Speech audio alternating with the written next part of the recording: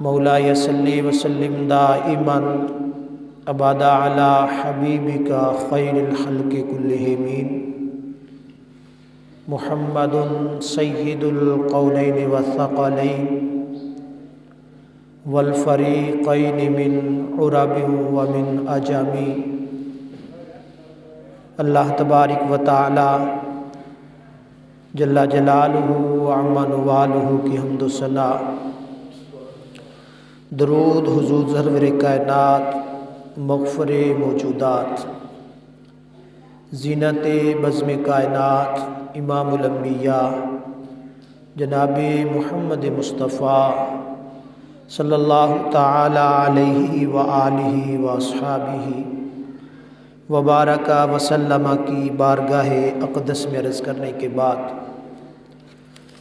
واجب الاحترام معزز و محترم حاضرین و سامعین کرام، قرآن مجید برہان الرشید کی ایک آیہ مقدسہ تلاوت کی ہے۔ اللہ وحدہ لا شریک حق گوئی کی توفیق عطا فرمائے، اور اللہ وحدہ لا شریک اپنے فضل اور توفیق سے ہم سب کو حق کو سمجھ کر اس پر عمل کرنے کی توفیق نصیب فرمائے۔ آج کی آیت مقدسہ ہماری زندگی کا ایک اہم پہلو اجاگر کر رہی ہے۔ اس کے دو مضمون ہیں اختصار کے ساتھ۔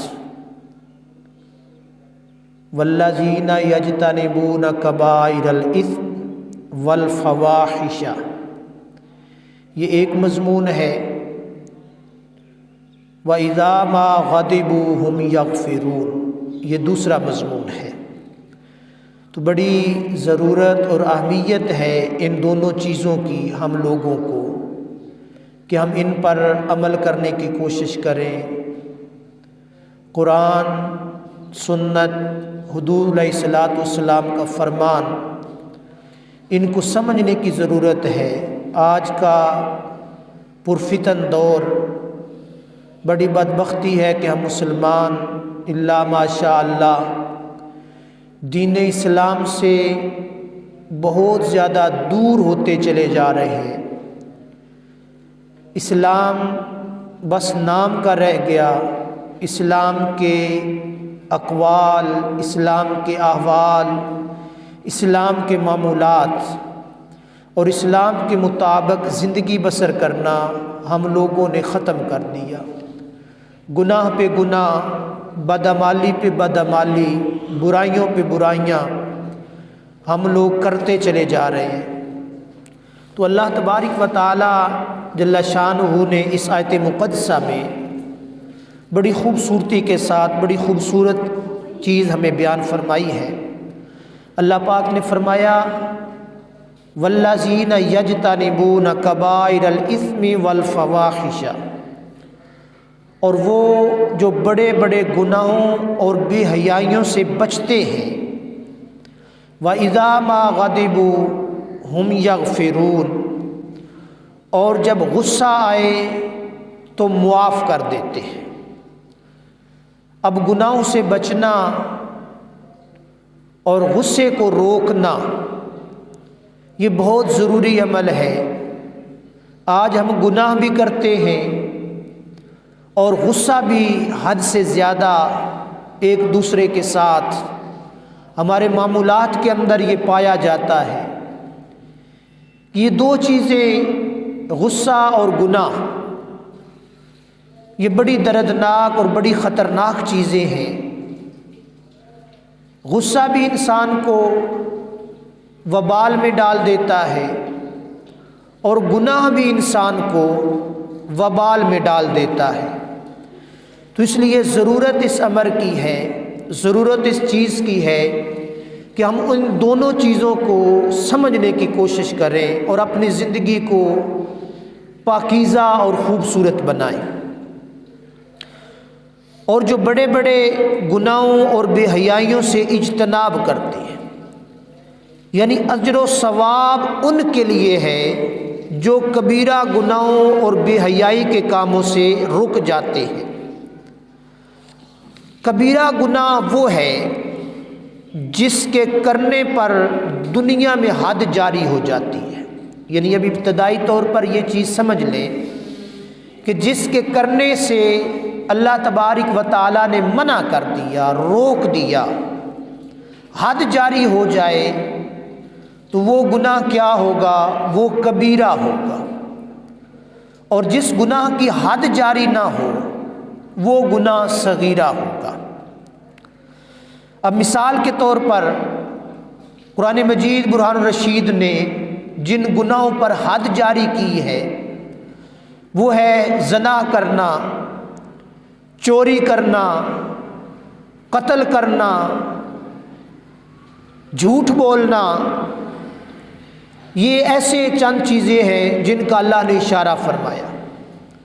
اور پھر بعض وہ چیزیں ہیں جن سے اللہ تبارک و تعالی جل شانہ نے منع فرما دیا.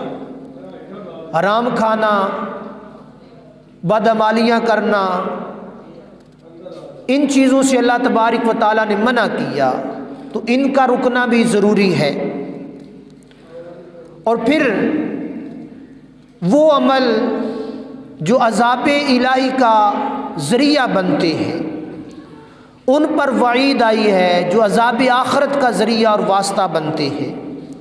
غیبت کرنا، چغل خوری کرنا، خود پسندی کرنا، ریاکاری کرنا، یہ سب ایسی باتیں ہیں جو گناہ کے زمرے میں آ جاتی ہیں. تو ان چیزوں سے رکنا یہ ہمارے لیے انتہائی ضروری ہے، صغیرہ اور کبیرہ. اور ابتدائی طور پر یہ بھی چیز یاد رکھ لیں کہ صغیرہ گناہ نماز کی برکت سے معاف ہو جاتے ہیں. یعنی ایک نماز سے دوسری نماز تک جو صغیرہ گناہ ہوتے ہیں، چھوٹے گناہ ہوتے ہیں، وہ اللہ وحدہ لا شریک نماز کی برکت سے معاف فرما دیتا ہے. اور جو کبیرہ گناہ ہوتے ہیں، بڑے گناہ، قتل کرنا، کسی کو ناحق قتل کر دینا، یا اس طرح کے دیگر، چوری کر لینا، کسی کا حق مار لینا، یہ کبیرہ گناہوں میں آ جاتے ہیں. تو ان سے توبہ لازمی ہے. جب تک ان کی توبہ نہیں کریں گے یہ گناہ معاف نہیں ہوں گے. تو اللہ جل وحدہ لا شریک نے ایک دوسرے مقام پر ارشاد فرمایا، ان الذین یجتنبون کبائر ما تنہون عنہ نکفر عنکم سیئاتکم وندخلکم مدخلا کبیرا. اگر کبیرہ گناہوں سے بچتے رہو جن سے تمہیں منع کیا جاتا ہے، روک دیا جاتا ہے، تو ہم تمہارے دوسرے گناہ بخش دیں گے اور تمہیں عزت عطا فرمائیں گے، یعنی عزت کی جگہ داخل کریں گے.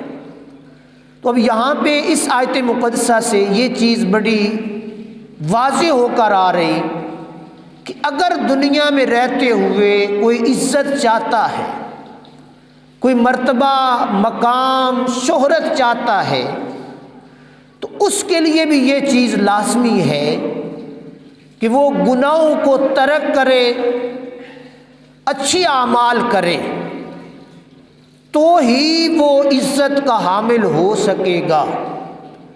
ورنہ گناہ کر کے، ظلم زیادتی کر کے کوئی بندہ عزت کا حقدار نہیں ہو سکتا، عزت کو پا نہیں سکتا. تو اللہ پاک نے اس چیز کی طرف اشارہ کر دیا، بڑے گناہوں سے بچتے رہو، نماز قائم کرتے رہو، تو اللہ تبارک و تعالی تمہیں عزت عطا فرما دے گا. اور حضور سرور کائنات امام الانبیاء جناب محمد مصطفیٰ صلی اللہ تعالی علیہ وآلہ وسلم نے بھی اس چیز کو وضاحت کے ساتھ بیان فرمایا. حضرت ابو ایوب انصاری رضی اللہ تعالی عنہ روایت فرماتے ہیں کہ تاجدار رسالت، نبی آخر الزمان، امام الانبیاء جناب محمد مصطفیٰ صلی اللہ تعالی علیہ وآلہ وسلم نے ارشاد فرمایا، جس نے اللہ تبارک و تعالیٰ کی عبادت کی اور اس کے ساتھ کسی کو شریک نہ ٹھہرایا، یہ ابتدائی دو باتیں کہ اللہ کی عبادت کی، اللہ پر ایمان لایا اور اللہ رب العالمین کے ساتھ کسی کو شریک نہ کیا، یعنی اپنے اعمال کو بھی درست کیا، اپنے ایمان کو بھی درست کیا، اس کے لیے جنت ہے۔ اور پھر ساتھ حضور علیہ الصلوۃ والسلام نے یہ بھی بیان فرمایا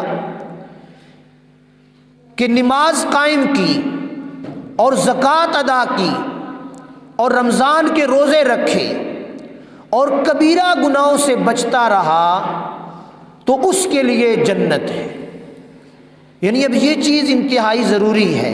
پیچھے ہم نے آیت پڑھی کہ اللہ پاک اس کو عزت دے گا جو گناہوں سے بچے گا، اور یقیناً اس کے برعکس جو گناہ کرے گا دنیا میں بھی ذلت اس کا مقدر ہے اور آخرت میں بھی ذلت اس کا مقدر ہے۔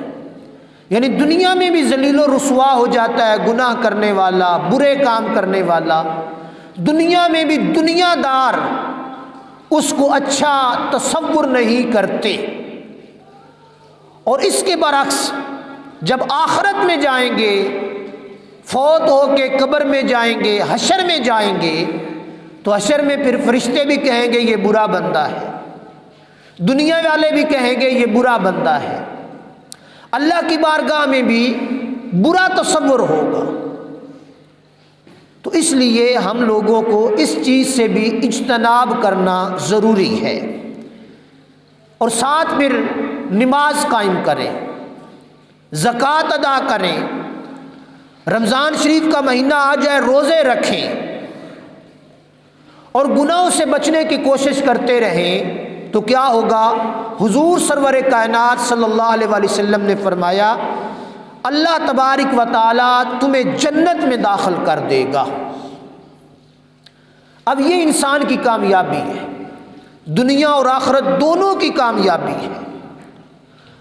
اور پھر ایک شخص نے عرض کیا یا رسول اللہ صلی اللہ تعالی علیہ وسلم، کبیرہ گناہ کیا ہے؟ یعنی بڑے گناہ کیا ہیں؟ تو حضور صلی اللہ علیہ وآلہ وسلم نے ارشاد فرمایا اللہ کے ساتھ شریک کرنا یہ بڑا گناہ ہے، اور کسی مسلمان کا ناحق قتل کرنا یہ بڑا گناہ ہے، اور کفار سے جنگ کے دن میدان سے فرار ہو جانا یہ بھی بڑا گناہ ہے۔ تو اب ہم لوگ ہمارے معاشرے کے اندر، ہمارے ماحول کے اندر یہ چیزیں عام پائی جا رہی ہیں، قتل کرنا بھی ایک عام معمول بن چکا ہے۔ چھوٹی سی بات پہ، چھوٹے سے معاملے میں ہم ایک دوسرے کو قتل بھی کر دیتے ہیں،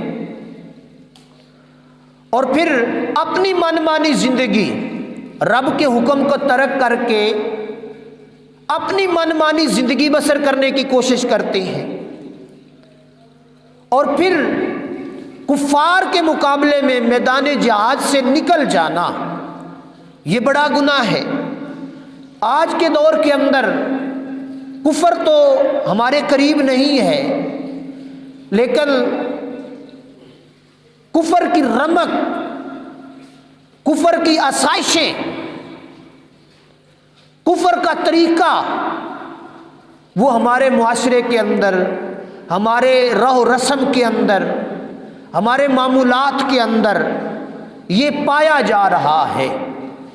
ہم ہر غلط رسم بھی کرتے ہیں، ہر غلط عمل بھی ہم لوگ کر جاتے ہیں، تو اس چیز سے نبی کریم صلی اللہ علیہ وآلہ وسلم نے فرمایا یہ کبیرہ گناہ ہے۔ تو ان سے بچنا انتہائی ضروری ہے۔ ایمان کمزور بھی ہو تو برائی کو برائی تصور کرنا یہ ضروری ہے۔ حضور علیہ الصلوۃ والسلام نے ایک دوسری حدیث پاک ہے ارشاد فرمایا کہ سب سے کم ایمان یہ ہے کہ برائی ہوتی ہوئی دیکھو، گناہ ہوتا ہوا دیکھو، برا عمل ہوتا ہوا دیکھو تو اس کو برا ضرور سمجھو اپنے دل کے اندر۔ یہ بھی ایمان ہے، لیکن یہ کمزور ایمان ہے۔ اور دوسری چیز نبی کریم صلی اللہ علیہ وآلہ وسلم نے فرمایا کہ ایمان کا دوسرا درجہ یہ ہے کہ گناہ ہوتا ہوا کوئی بندہ دیکھے اور وہ زبان سے اس گناہ کی نفی کرے، یعنی جو گناہ کر رہا ہے زبان سے کہے کہ یہ تو برا عمل کر رہا ہے، یہ تو گناہ کر رہا ہے، یہ اللہ وحدہ لا شریک کی حدود کو پامال کر رہا ہے، اللہ تبارک و تعالیٰ کے حکم کی خلاف ورزی کر رہا ہے، کم از کم زبان سے یہ بندہ ضرور کہے تو یہ ایمان کا دوسرا درجہ ہے۔ اور تیسرا درجہ پھر مضبوط درجہ، حضور علیہ الصلوۃ والسلام نے فرمایا کہ اگر اس بندے کے اندر طاقت ہو تو وہ زبان کے ساتھ ہاتھ سے اس گناہ کو روکے، یعنی اس کو منع کرے، اس کو روکے، حکم لگائے اس پر، تو یہ ایمان کا مضبوط درجہ۔ اب 3 درجے سمجھ لیں کہ سب سے اچھا درجہ یہ ہے کہ گناہ کو ہاتھ سے روکا جائے، اور اس سے کمزور درجہ یہ ہے کہ گناہ کو زبان سے برا سمجھا جائے، اور اس سے کمزور پھر درجہ یہ ہے کہ گناہ کو کم از کم دل کے اندر محسوس ضرور کیا جائے، برائی کو دیکھ کر بندے کے دل کے اندر ملال ضرور آئے کہ یار یہ برا کام ہے، یہ معاشرے کے بگاڑ کا سبب بن جائے گا۔ تو آج میں اور آپ دیکھیں، ہم برائی ہوتی ہوئی دیکھ کر خوش ہوتے ہیں، دل کے اندر درد محسوس نہیں کرتے۔ گناہ ہوتا ہوا دیکھ کر ہم اس گناہ گار کی داد رسی کرتے ہیں، اس کی حوصلہ افزائی کرتے ہیں، چہ جائے کہ زبان سے کہا جاتا تو نے یہ برا عمل کیا ہے۔ ہم نہ تو ہاتھ سے روکتے ہیں، نہ زبان سے روکتے ہیں، اور نہ دل میں برا خیال کرتے۔ دل میں برا تصور آ جاتا، دل میں برا خیال آ جاتا تو اس گناہ کو دیکھتے نہ، اس گناہ کو سنتے نہ، اس گناہ کے قریب نہ جاتے۔ تو ہم کیا کرتے ہیں؟ گناہ کو دیکھتے بھی ہیں، گناہ کو سنتے بھی ہیں، اور گناہ کرتے بھی ہیں۔ تو اب میں اور آپ اپنے ایمان کا درجہ دیکھیں، اپنے ایمان کی پرکھ کریں کہ ہم کتنا ایماندار ہیں، کمزور درجے کے ایمان والے ہیں یا متوسط درجے کے ایمان والے ہیں یا اعلیٰ درجے کے ایمان والے ہیں۔ یہ ہم میں ہر بندہ از خود اپنے ایمان کا اپنے دل کے اندر جھانک کر اس چیز کا مطالعہ مواخذہ ضرور کرے۔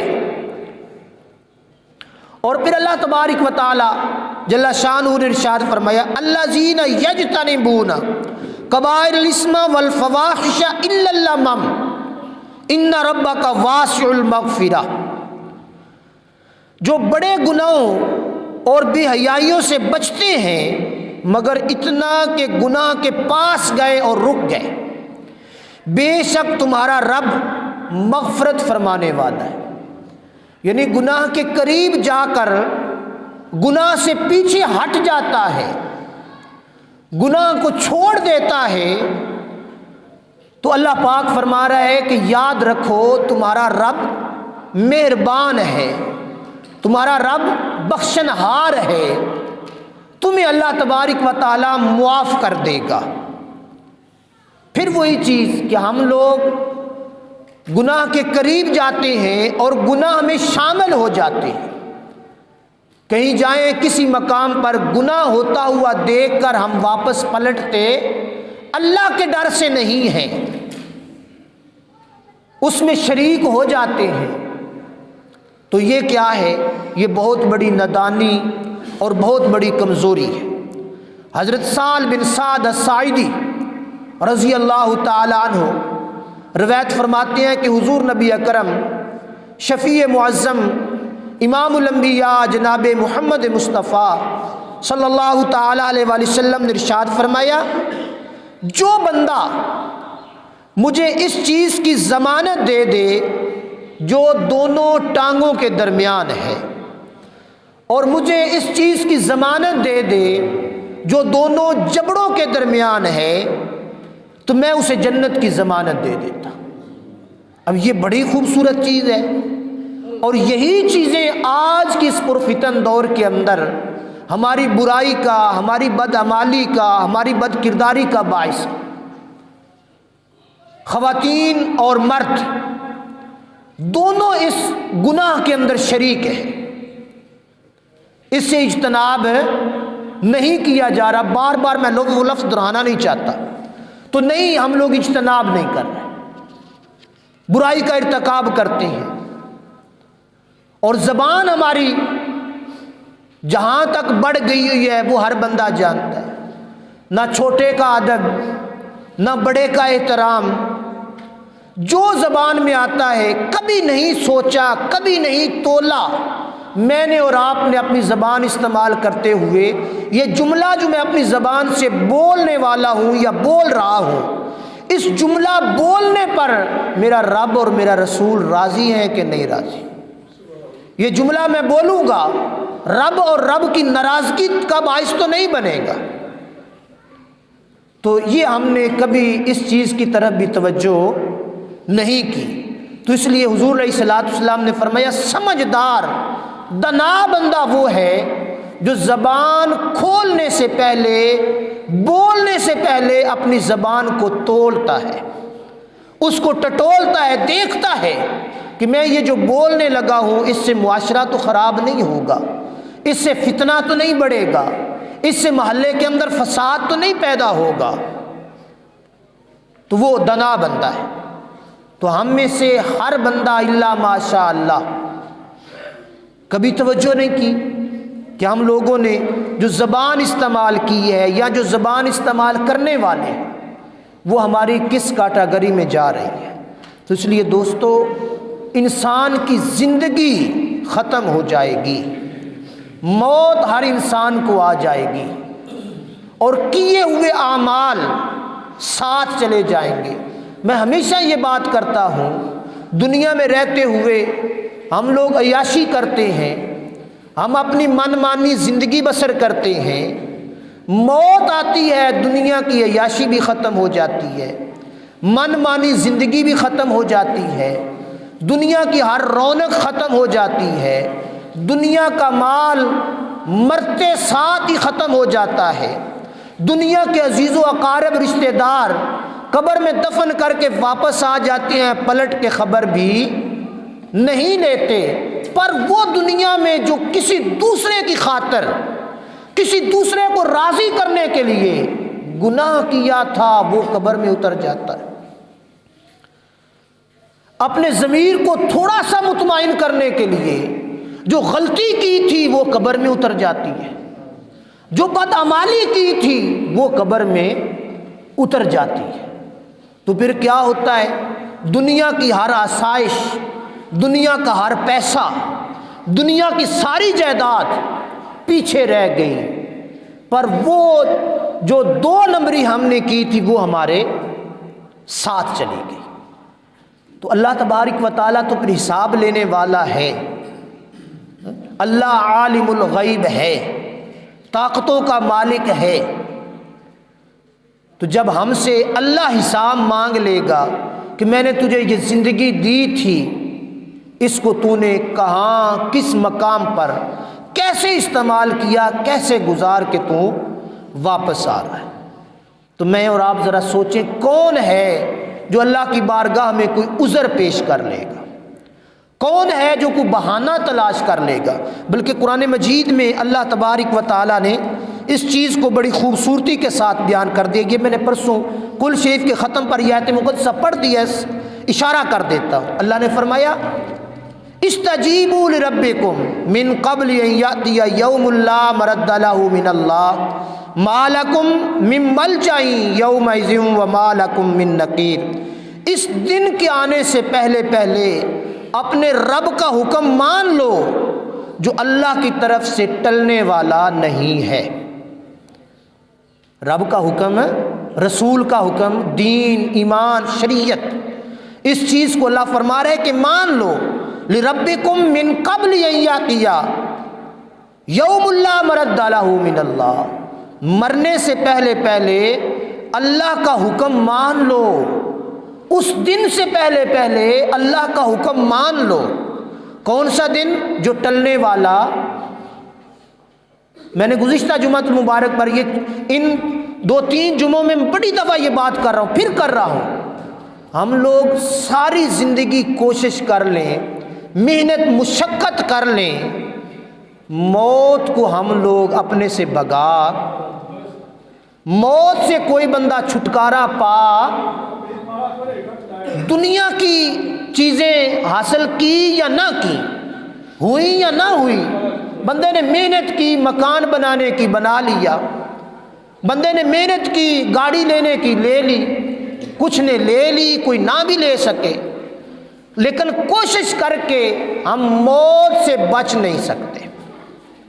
کہ کوئی کسی کے اندر طاقت ہے، کوئی اتنا امیر بندہ ہے جس کے پاس پیسہ زیادہ ہو کہ وہ موت کو بھی دھوکہ دے سکے،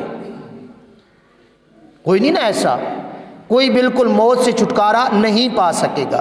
ما لکم من ملجأ یومئذ وما لکم من نکیر، اس دن تمہارے لیے کوئی پناہ ہوگی اور نہ تمہارے لیے انکار ممکن ہوگا۔ اب یہ وہ جو پیچھے میں چیز بیان کر کے آیا ہوں کہ گناہ قبر میں اتر جائے گا، نیکی بھی قبر میں اتر جائے گی۔ دنیا میں رہتے ہوئے ہم غلطیاں کرتے ہیں، گناہ کرتے ہیں، چھپ جاتے ہیں، چھپ جاتے ہیں کہ نہیں چھپتے؟ گناہ کر کے چھپ جاتے ہیں، بدعمالیاں کر کے چھپ جاتے ہیں، قتل کر کے لوگ چھپ جاتے ہیں، پر اللہ فرما رہے کہ قیامت کے دن، وہ جو دن حقیقت ہے وہ ٹلنے والا نہیں ہے، اس دن تمہارے پاس کوئی دنیا کی طرح پناہ نہیں ہوگی۔ دنیا میں تو کسی چودھری نے سہارا دے دیا، کسی بڑے نے سہارا دے دیا، کسی رشتہ دار نے پولیس کے ڈر سے چند دن چھپا لیا، کہیں دوسرے شہر چلے گئے، پناہ لے لی۔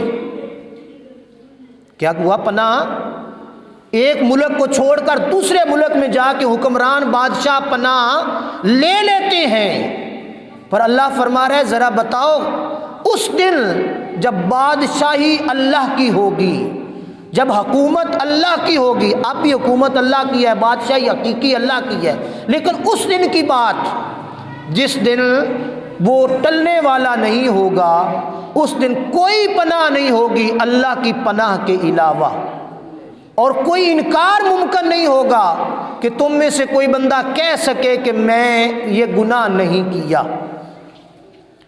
آج تو گناہ کر کے بھی ہم کہہ دیتے ہیں، ہمارے پاس گواہ بن جاتے ہیں، قتل کر کے لوگ چھپ بھی جاتے ہیں اور سچے بھی، شہادتی بھی مل جاتے ہیں، آنکھوں دیکھے شہادتی مل جاتے ہیں جو جھوٹ بول دیتے ہیں۔ سمجھ آئی بات کی؟ تو وہاں اللہ فرما رہا ہے کہ وہاں اس دن نہ تو کوئی تمہیں پناہ ملے گی، نہ تم اپنی غلطی کا انکار کر سکو گے۔ تو جب انکار بھی نہیں کر سکیں گے، پناہ بھی اور کوئی نہیں ہوگی اللہ کے عرش کے علاوہ، تو پھر بتائیں جب رب پوچھے گا۔ ایک دوسرے مقام پر اللہ پاک نے قرآن مجید میں فرمایا کہ اس دن نہ چاہتے ہوئے بھی بندے میرے دربار میں آئیں گے، نہ چاہتے ہوئے بھی میری عدالت میں ان کو پیش ہونا پڑے گا۔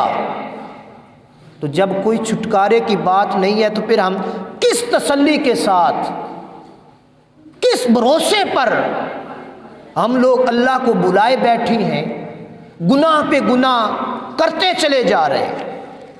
اور دوسری چیز اس آیت مقدسہ کا جو دوسرا حصہ ہے، وَإِذَا مَا غَضِبُوا هُمْ يَغْفِرُونَ، جب انہیں غصہ آتا ہے تو معاف کر دیتے ہیں، غصہ آتا ہے معاف کر دیتے ہیں، یعنی مومن کی علامت اللہ تبارک و تعالیٰ نے یہ بیان فرمائی ہے۔ تو دوستو اپنی زندگیوں کا یار مطالعہ کرو، دیکھو اپنی زندگیوں کو یار، کتنی زندگی ہم لوگ گزار لیں گے، کتنا جی لیں گے، یہ دنیا کا مال، دنیا کی کوٹھی بنگلہ کتنا چر ہماری حفاظت کر لے گا، بالآخر اس قبر کے گڑھے میں مجھے اور آپ کو جانا ہی جانا ہے، کوئی کسی کو اس گڑھے سے چھٹکارا نہیں ہے۔ تو دوستو، جب چھٹکارا نہیں ہے، کوئی ہمارا پرسان حال بھی نہیں ہے، کوئی قیامت کے دن رشتہ دار بھی نہیں ہوگا، ایک دوسرے کی پہچان بھی نہیں ہوگی، جس اولاد کی خاطر، جس مال کی خاطر آج ہم نے اللہ کے حکم کو چھوڑ دیا ہوا ہے، کل قیامت کے دن اللہ کی بارگاہ میں پہنچیں گے تو کس منہ سے کھڑے ہوں گے اور کس منہ سے ہم لوگ جواب دیں گے جب اللہ سوال کرے۔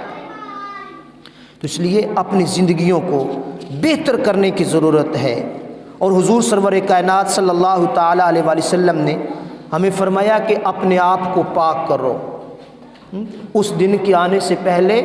والذین یجتنبون کبائر الاسم والفواحش، اے لوگو، اللہ فرما رہے اے لوگو بڑے گناہ کو چھوڑ دو، جو اللہ نے حکم دیا اس کو اختیار کر لو تو اللہ پاک تمہاری مغفرت فرما دے گا۔ تو ہم بڑے گناہ بھی کرتے ہیں، اب اس میں ایک چیز یہ بھی ذہن نشین رکھ لیں، اللہ کا حکم ہے نماز پڑھو، اللہ کا حکم ہے صاحب حیثیت و زکوٰۃ ادا کرو، اللہ کا حکم ہے رمضان کے روزے رکھو، تو ہم لوگ طاقت ہوتے ہوئے اللہ کے حکم کی حکم عدولی کرتے ہیں کہ نہیں کرتے؟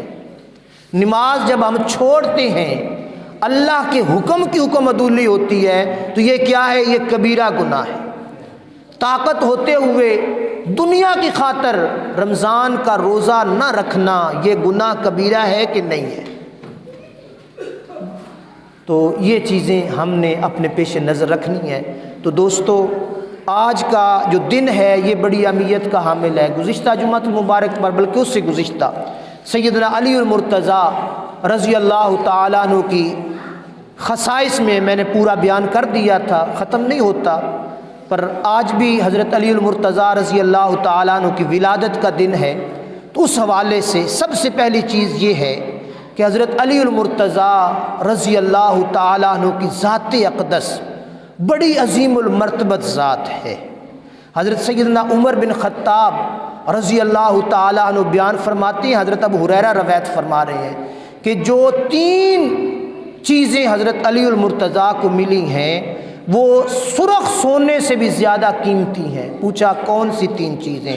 تو فرمایا کہ سب سے پہلی چیز یہ ہے کہ وہ حضرت سیدۃ النساء العالمین فاطمہ الزہرا کے شوہر نامدار ہیں، یہ بہت بڑی فضیلت ہے۔ اور دوسری چیز فرمایا کہ ان کا دروازہ مسجد میں کھلتا ہے، یہ بہت بڑی فضیلت ہے۔ اور تیسری چیز فرمایا کہ خیبر کے دن حضور علیہ الصلوۃ والسلام نے حضرت علی المرتضیٰ کو جھنڈا دیا، یہ بھی بڑی خوش بختی کی بات ہے۔ اور حضور علیہ الصلوۃ والسلام نے ارشاد فرمایا انت اخی فی الدنیا والآخرہ، علی المرتضیٰ دنیا اور آخرت دونوں میں میرے بھائی ہیں، علی تم دنیا میں بھی اور آخرت میں بھی میرے بھائی ہو۔ اور حضور علیہ الصلوۃ والسلام نے ارشاد فرمایا ایک دوسرے مقام پر، فرمایا علی کا ذکر عبادت ہے، علی کا ذکر عبادت ہے، علی کا دیکھنا عبادت ہے، اور علی کی عداوت منافقت ہے۔ علی کی عداوت کیا ہے؟ منافقت ہے۔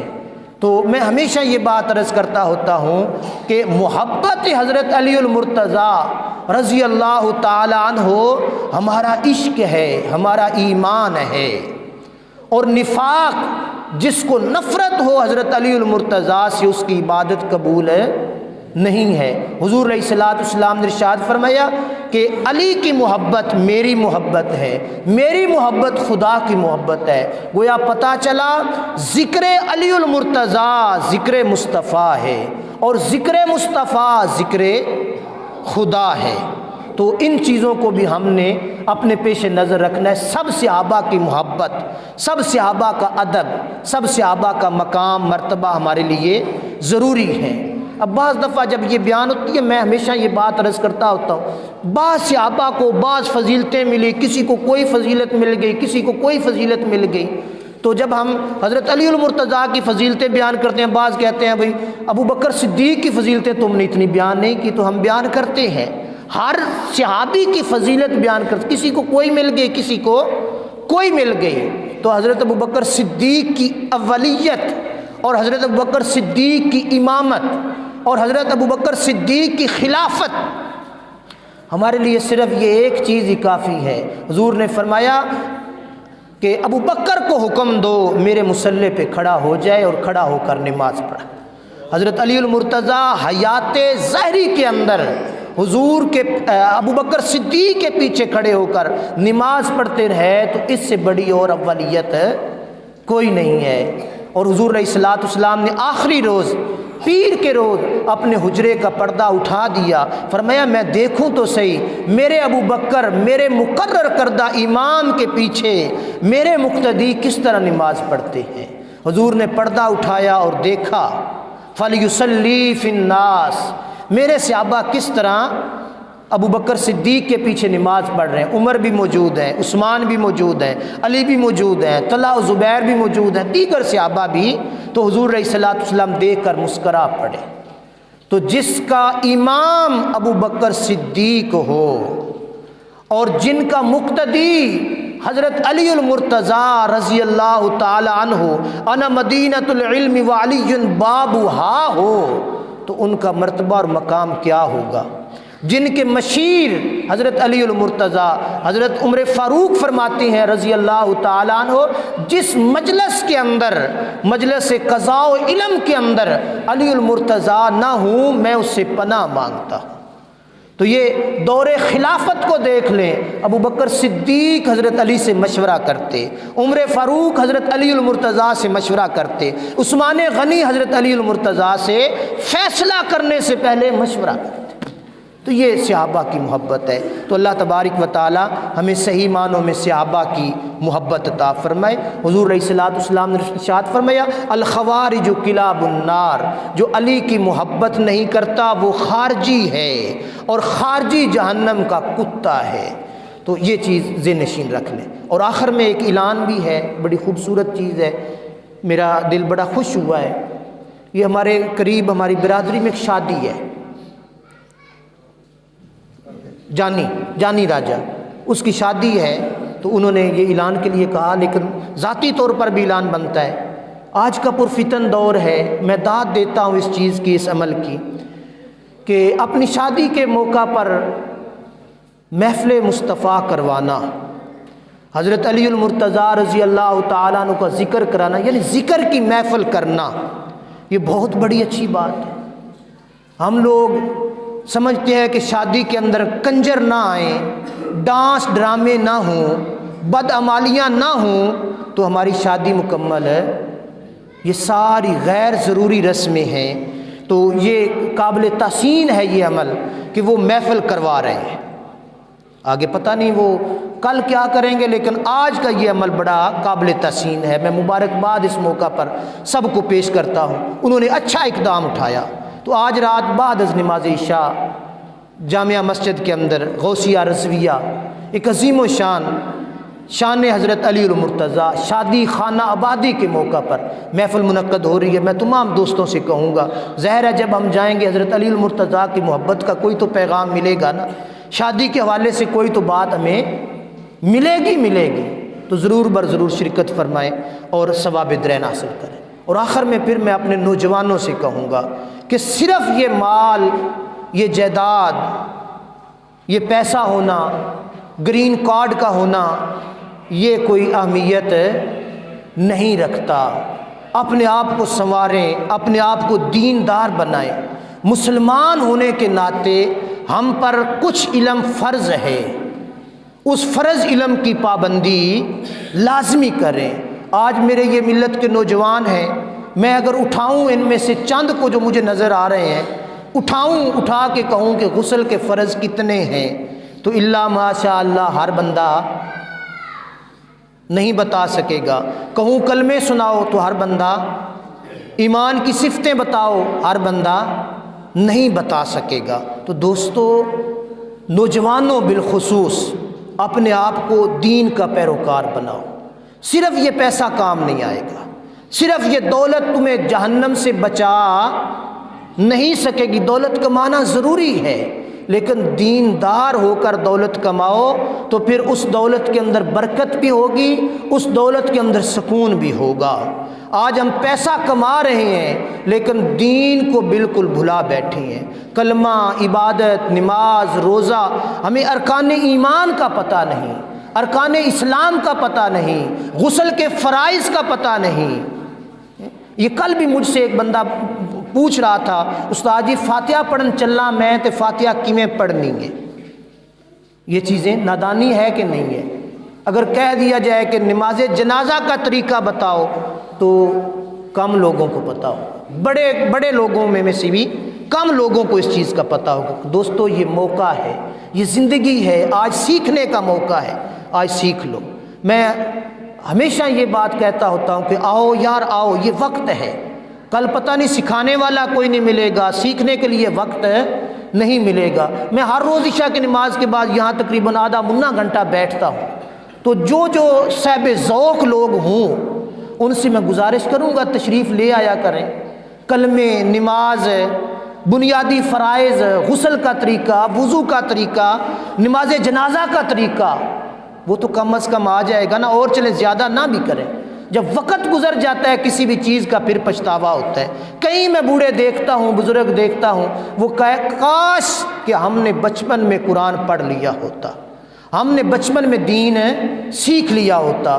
تو نوجوانوں سے خصوصی طور پر میری مؤدبانہ گزارش، میرا اس میں کوئی فائدہ نہیں۔ ہمیشہ آپ کہتے ہوں گے، بعض نوجوان ناراض بھی ہوتے ہیں، بھی پتہ نہیں یہ مولوی ہماری جان نہیں چھوڑ رہا۔ میرا ذاتی خدا کی قسم کوئی فائدہ نہیں، منبر رسول پہ بیٹھ کے بات کر رہا ہوں، مجھے آپ سے ذاتی طور پر ایک چوانی کا بھی فائدہ،